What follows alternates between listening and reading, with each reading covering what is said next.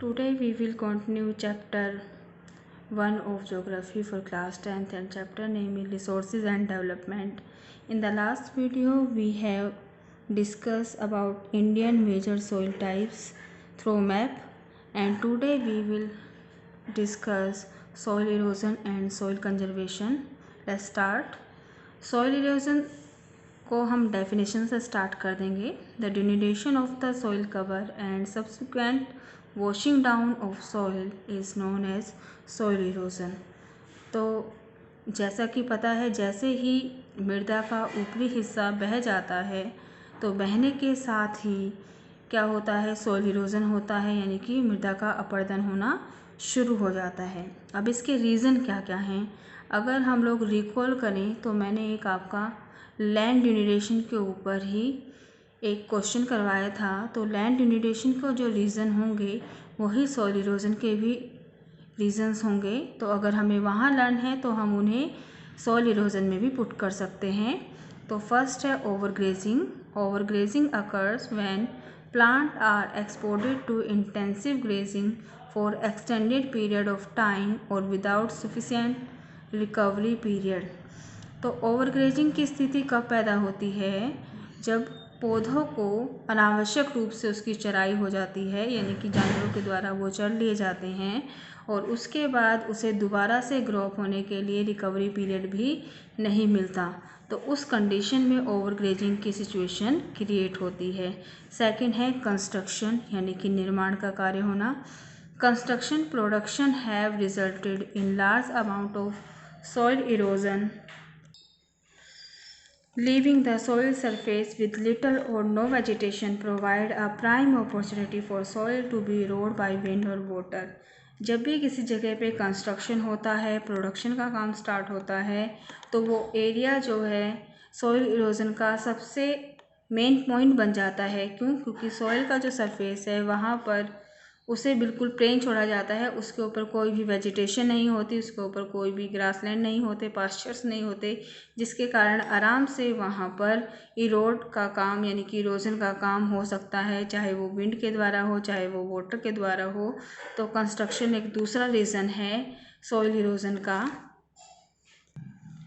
Third is mining. Mining destroy landscape, forest and wildlife habitats at the site of the mine, which trees, plants and topsoil are cleared from mining area. जब भी कहीं पर हमें पता चलता है कि यहाँ से मटेरियल या मिनरल्स को हम बहुत अधिक मात्रा में प्राप्त कर सकते हैं, तो उस लैंडस्केप, उस फॉरेस्ट या फिर जो भी वहाँ पर हमें चीज़ें मिलती हैं, जैसे कि अगर वहाँ पर वाइल्ड लाइफ रह रही है तो वो एरिया डिस्ट्रॉय होना शुरू हो जाता है माइनिंग के लिए. क्यों? क्योंकि लोग वहाँ पर आना शुरू करते हैं, खुदाई शुरू करते हैं, जंगल जो हैं उन्हें वहाँ से काट दिया जाता है, उन्हें हटा दिया जाता है. फॉरेस्ट नहीं रहेंगे तो वाइल्ड लाइफ नहीं होगी और वो एरिया जो है वो बिल्कुल प्लेन हो जाता है. और ऐसा एरिया जहाँ पर प्लांट्स ना हो वहाँ पर टॉप सॉइल जो है वो भी माइनिंग पीरियड के टाइम, जब वहाँ पर माइनिंग होती है उस टाइम पर टॉप सॉइल भी क्लियर होनी शुरू हो जाती है, वो भी वहाँ से हटनी शुरू हो जाती है. Defective farming method. Too much use of modern farming method. हम सभी ने 9th क्लास के अंदर भी किए थे मॉडर्न फार्मिंग मेथड, जिसमें कि हमने HYV सीड्स का यूज़ किया था. जब इरिगेशन के हम लोग बहुत ही अच्छे मेथड्स यूज़ करना शुरू कर देते हैं, मॉडर्न मशीनरी यूज़ करते हैं और पेस्टिसाइड्स यूज़ करना शुरू कर देते हैं, तो उससे फार्मिंग जो है उसमें बहुत ही ज़्यादा प्रोडक्शन देखने को मिलता है. तो ये था एक रीज़न जिससे कि हमारी ग्रीन रेवोल्यूशन सक्सेसफुल रही. लेकिन जब इन्हीं मेथड्स को हम टू मच यूज़ करना शुरू कर देते हैं, बहुत ही ज़्यादा यूज़ करना शुरू कर देते हैं, जब हम एक्सेसिव यूज़ करते हैं फर्टिलाइज़र्स का, पेस्टिसाइड्स का और इरिगेशन मीन्स का, वो भी सॉइल इरोजन के रीज़न बन जाती है. क्योंकि अगर हम बहुत ही ज़्यादा वहाँ पर इरिगेशन करेंगे तो ऊपर की मिट्टी जो है वो बहनी शुरू हो जाती है. इसी तरह से पेस्टिसाइड्स और फर्टिलाइज़र अगर हम बहुत ही ज़्यादा यूज़ करते हैं तो वो भी हमारी मिट्टी को बहुत ही कमज़ोर बना देती हैं, जिससे कि वो आसानी से उड़ जाती हैं थ्रू विंड या फिर पानी के द्वारा वो बह निकलती हैं. तो ये जो हमने अभी तक फैक्टर पढ़े, these are some natural factors, ये नेचुरल फैक्टर्स थे। Also which are the reason of soil erosion.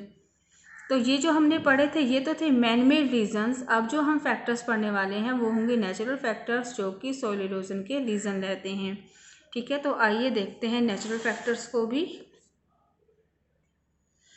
Wind यानी कि हवा, हवा के द्वारा, या हवा एक मेन फैक्टर होता है या लीडिंग कॉज होता है जो कि सॉइल इरोजन के लिए सबसे ज़्यादा, अगर हम कहें तो मुख्य कारण उसी का होता है, क्योंकि विंड जो है वो भूमि को बड़े आराम से पिकअप करता है और उसे बहुत दूर ले जा कर के छोड़ देता है। तो इस कंडीशन में हवा जो है वो एक नेचुरल फैक्टर है जो कि सॉइल इरोजन के लिए जिम्मेदार है।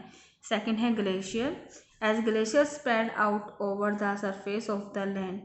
जैसा कि हमने देखा कि ग्लेशियर जो है वो भी लैंड सरफेस पर ही पाया जाता है।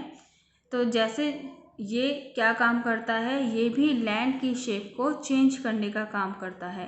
कैसे? जब ग्लेशियर आपने देखा वो एकदम से फ्लो नहीं करता जैसे हमारी रिवर्स करती हैं, लेकिन वो धीरे धीरे फ्लो करता है। धीरे धीरे जो है बर्फ़ वो नीचे खिसकती रहती है, और जब बर्फ़ नीचे खिसकती है तो वह जो भी माउंटेन है उसका जो ऊपर का हिस्सा है, जो ऊपर का टॉप सोइल है या क्रस्ट है, उसको वो अपने साथ तोड़ते हुए लेकर के आते हैं और नीचे ला करके डिपॉजिट करना शुरू कर देते हैं, या फिर ग्लेशियर से जो रिवर निकलती है वो रिवर में ला के उसे छोड़ देते हैं। तो इस तरह से ग्लेशियर भी क्या काम करते हैं, ग्लेशियर भी हमारे सॉइल इरोजन के सबसे बड़े फैक्टर हैं, natural factor. Water, running water is the leading cause of soil erosion. इसी तरह से बहता हुआ पानी जो है वो भी मृदा अपरदन का सबसे मेन कारण है। Water is abundant and has a lot of power to wash away soil. तो हमने देखा है कि पानी जो है वो भी पावरफुल होता है और बड़े ही आराम से मिट्टी को अपने साथ बहा कर ले जाता है। उसके बाद दो फीचर और हैं सॉइल इरोजन के, दो फैक्टर्स कह लीजिए, तो गुलीस और राविन्स। तो गुलीस जो होते हैं, जब नदी जो है वो बहती है तो नदी बहते हुए अपने साथ, या पानी जब बहता है तो पानी बहते हुए गहरी गहरी चैनल्स जो हैं धाराएं बनानी शुरू कर देता है। और जो क्लेई सॉइल होती है, वो जो चिपचिपी मिट्टी होती है, वो बहते हुए पानी के साथ बहना शुरू कर देती है, जिससे कि डीप चैनल बन जाते हैं, और इन्हीं डीप चैनल को गुलीज कहते हैं।